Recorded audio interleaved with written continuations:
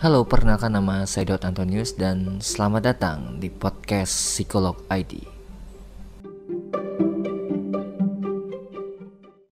Berbeda dari audio series yang mungkin sebelumnya sudah Anda dengarkan, di series kali ini saya tertarik untuk membahas beberapa kasus kriminal yang masih ada kaitannya dengan teori psikologi. Dan untuk rangkaian episode ini saya beri nama Criminal Minds. Criminal Minds 1, 5 pembunuh berantai yang berasal dari Indonesia.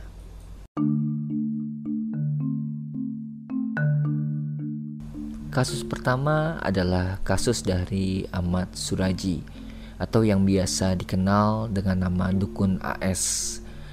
Kasus ini pertama kali saya ketahui dari dokumenter yang berasal dari media asing tentang pembunuh berantai atau serial killer yang ada di Indonesia.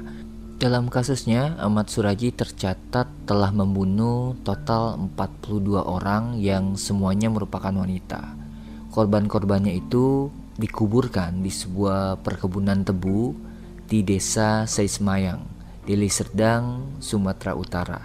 Dan ia mulai melakukan aksi pembunuhannya mulai tahun 1986 hingga 1997. Kasusnya pertama kali terungkap ketika pihak kepolisian menemukan mayat salah seorang korbannya di tanggal 27 April 1997. Jadi ada seorang wanita berusia muda 21 tahun saat itu menghilang. Dan setelah ditemukan mayatnya, seminggu setelahnya ada seorang saksi yang mengatakan bahwa korban ini menghilang setelah diantarkan ke rumah Suraji, Ahmad Suraji, yang saat itu profesinya sebagai dukun ya. Polisi pun kemudian melakukan penyelidikan dan menggeledah rumah Ahmad Suraji dan menemukan ada tumpukan baju dan juga perhiasan milik korban yang ditemukan sebelumnya. Dan baru setelahnya kasus mulai terungkap bahwa ada banyak korban.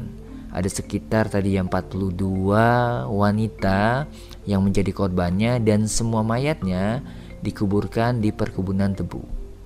Yang jadi pertanyaannya kemudian apa motif dari Ahmad Suraji melakukan pembunuhan ini?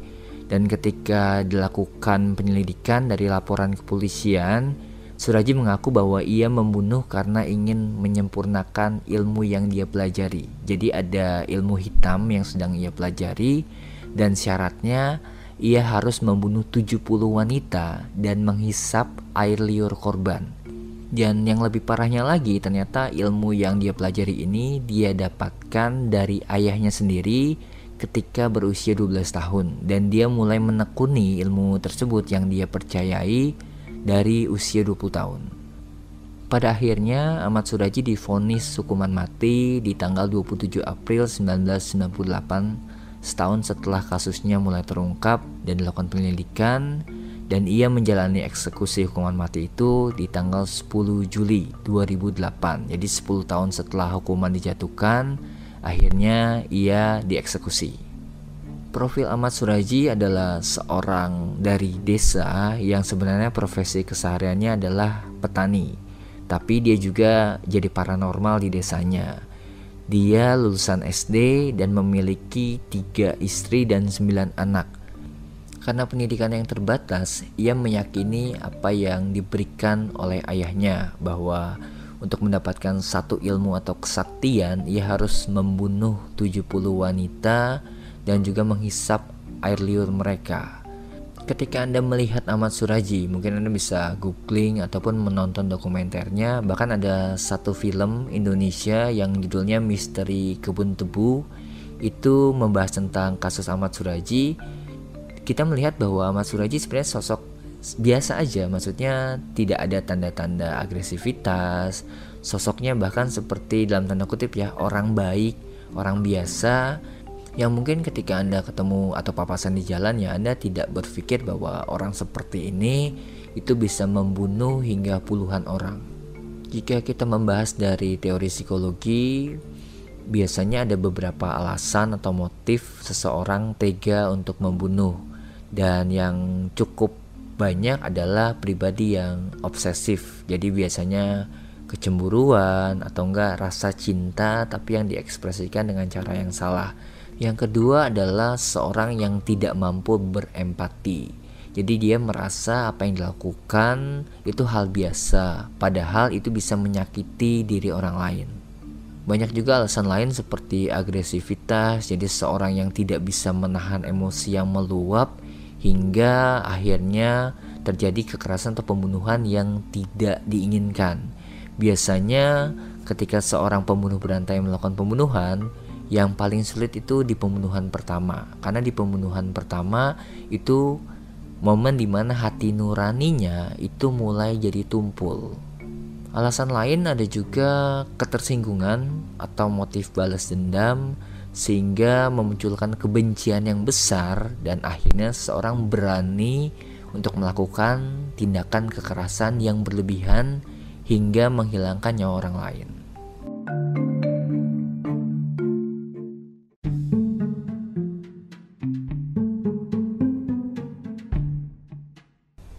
Kasus kedua yang ingin saya bahas adalah kasus dari Ferry Idham atau yang lebih populer dengan nama Rian Jombang.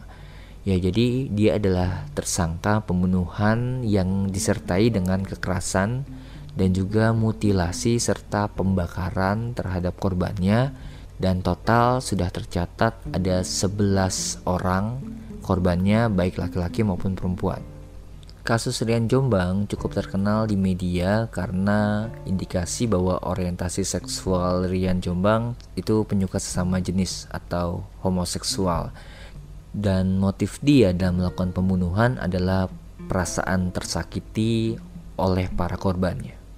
Kasus ini mulai terungkap ketika ditemukannya seorang korban laki-laki berusia 40 tahun di dekat kebun binatang Ragunan pada tanggal 12 Juli 2008. Nah, dari hasil pencarian tersebut akhirnya mengarah kepada Rian dan kemudian dilakukan penggalian di rumahnya di Jombang pada tanggal 21 Juli 2008 dan ditemukan 4 mayat lainnya. Dan setelah itu dilakukan penggalian lagi yang kedua di tanggal 28 Juli, jadi seminggu setelahnya, dan ditemukan kembali ada sekitar 6 mayat lainnya. Pembunuhan pertama yang dilakukan oleh Rian Jombang itu dilakukan bulan Juli 2007 di rumah orang tuanya sendiri di Jombang ya.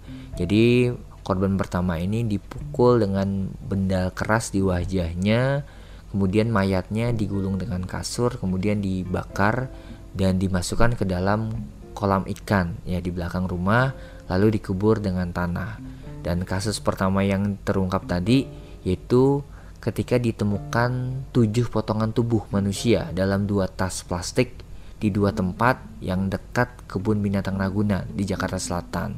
Dalam keterangannya, Rian mengatakan bahwa ia membunuh karena tersinggung pacarnya yang adalah seorang laki-laki itu diajak berhubungan seksual dengan korbannya ini, yang korban yang dimutilasi.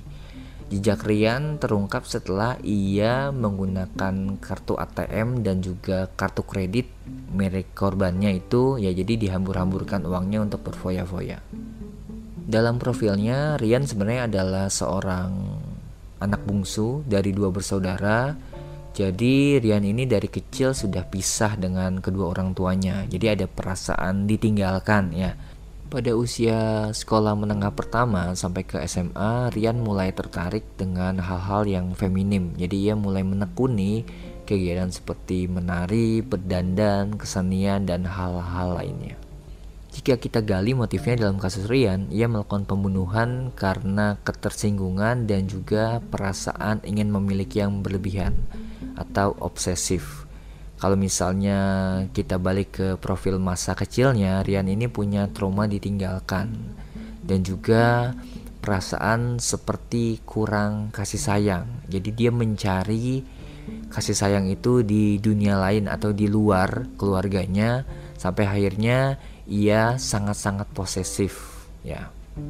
Kasus Rian juga berakhir dengan vonis hukuman mati yang diberikan oleh Pengadilan Negeri Depok pada tanggal 6 April 2009.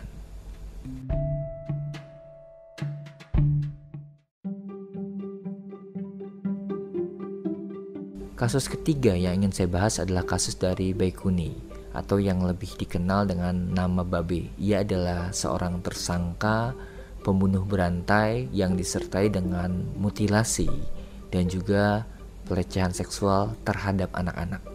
Baikuni tercatat telah melakukan tindakan pembunuhan sejak tahun 1993 dan kebanyakan korbannya adalah anak-anak jalanan yang berusia 4 hingga 14 tahun.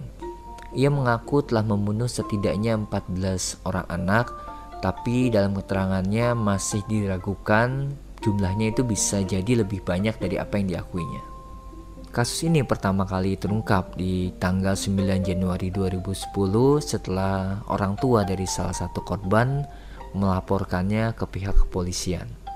Motif dari Baikuni melakukan tindakan kekerasan, kemudian pelecehan seksual, mutilasi, hingga pembunuhan adalah trauma di masa kecil. Jadi ketika kita telusuri profil pribadinya, Baikuni ini ketika kecil sering mengalami bullying dan dia dianggap dan punya hinaan bodoh karena sering tidak naik kelas. Dan karena tidak tahan menanggung hinaan itu, ia akhirnya kabur ke Jakarta. Dan di Jakarta ia jadi gelandangan. Sampai akhirnya ia dilecehkan pertama kali oleh seorang preman di sana.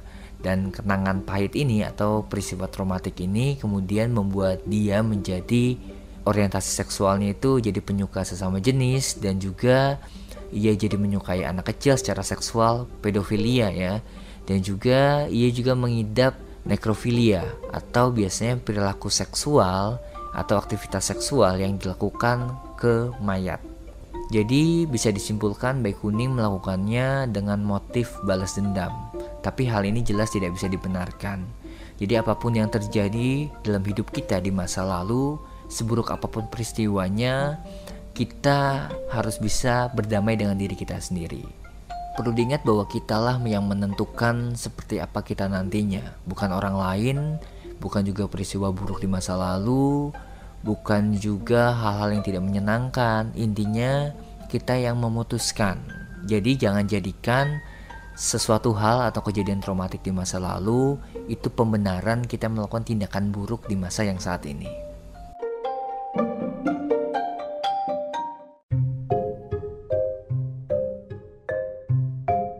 Kasus keempat yang ingin saya bahas adalah pembunuhan yang dilakukan oleh Astini. Jadi Astini ini pelaku pembunuhan terhadap 3 orang wanita yang merupakan tetangganya sendiri. Astini melakukan pembunuhan pada tahun 1992, 1993, dan 1996. Semua korbannya itu dimutilasi atau dipotong jasadnya, kemudian dimasukkan ke plastik kresek dan dibuang di berbagai tempat terpisah. Motif Astini dalam melakukan pembunuhan ketiganya sama, yaitu perasaan tersinggung ketika ditagih hutang. Jadi ada motif ekonomi di sini. Dalam pembunuhan pertama, Astini memiliki hutang sekitar 1 juta rupiah, kemudian ditagih. Di pembunuhan kedua, dia memiliki hutang sekitar 300 ribu rupiah. Sama juga ya, motifnya Astini tersinggung ketika ditagih hutang dengan kata-kata kasar, dan ia mengaku membunuh korban. Dan yang ketiga, ia memiliki hutang sebesar 20 ribu dan ia dimaki-maki oleh tetangganya ini. Kemudian Astini menjadi emosi, agresif, dan kemudian langsung membunuh korban juga. Kasus ini kemudian berakhir dengan vonis hukuman mati yang diajukan oleh pengadilan di bulan Oktober 1996. Ketika Astini melakukan banding, malah tetap dikuatkan di tahun 1997 bahwa ia bersalah dan dihukum mati. Dan selang beberapa tahun setelahnya, di tahun 2005 akhirnya Astini pun dieksekusi berdasarkan perbuatan yang telah dilakukannya.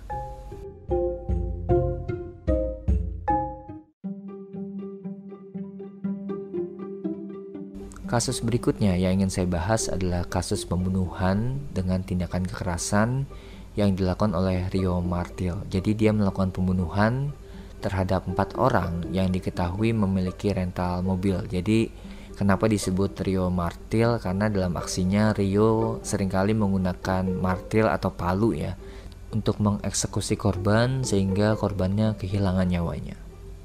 Motif Rio Martil dalam melakukan pembunuhan berantai adalah ekonomi atau tindakan pencurian yang disertai dengan kekerasan hingga berakhir di pembunuhan. Ketika kita telusuri profil Rio Martil, dia memang dekat dengan tindakan kekerasan dan juga kenakalan remaja. Jadi dari usia muda, Rio ini suka berteman dengan preman, sering bolos sekolah, mabuk-mabukan, kemudian menggunakan narkoba, sehingga kekerasan dan kejahatan itu memang sudah jadi tindakan kesehariannya. Jadi dia memang sudah dekat dengan dunia kriminalitas dari dia usia remaja sekalipun. Ini yang bisa jadi membuat ia kehilangan empati terhadap sesama, dan pada akhirnya ia bisa dengan mudahnya menyakiti bahkan membuat seseorang kehilangan nyawa. Kasus ini berakhir ketika Rio dijatuhi vonis hukuman mati di tahun 2001 dan ditempatkan di Nusa Kambangan.